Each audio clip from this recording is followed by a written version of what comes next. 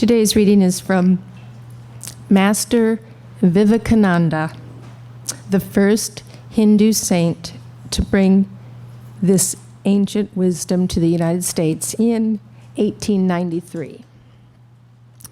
I don't know why I get so choked up, but when I speak about love and the truth of who we are, it's very moving. So he tells a story of two birds in the same tree. On the top, there's a bird which is calm, silent, majestic in his glory.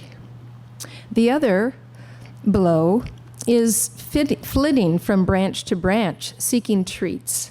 He seeks the sweet, the bitter. He is happy, then miserable. Soon the lower bird eats a particularly bitter fruit and becomes sick.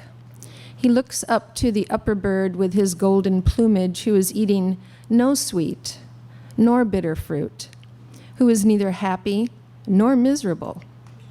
The lower bird longs for this condition, but ends up flitting about again, eating the sweet and the bitter, and then getting an extra bitter fruit once again, becomes miserable again.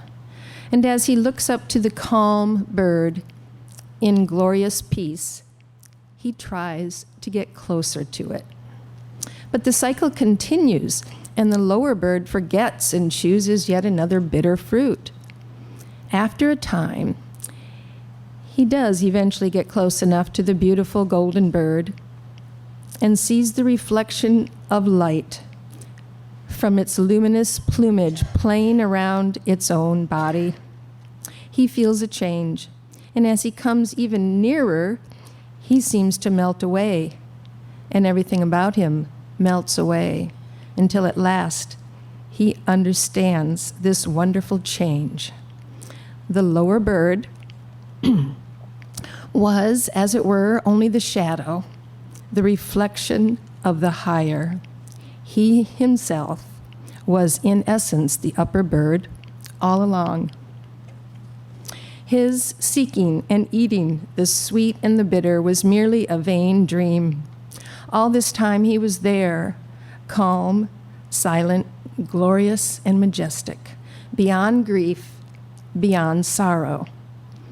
The upper bird is God, and the lower bird is the human soul eating the sweet and the bitter fruits of the world. Just like our human journey, when comes a heavy blow to the soul, we stop eating for a time and look toward the unknown God, and a flood of light comes in. Yet again, the senses may drag us down, and we flit from sweet to bitter fruits of the world. And each time we feel another blow, our heart becomes more open to the divine light. As we get nearer and nearer to this awareness, we find our old self melting away. Soon the closeness is right there in us, as us, and we can declare, He who is the one life of this universe, as present in the atom as in the sun and the moon, He is the basis of my own life, the soul of my soul, and that I am.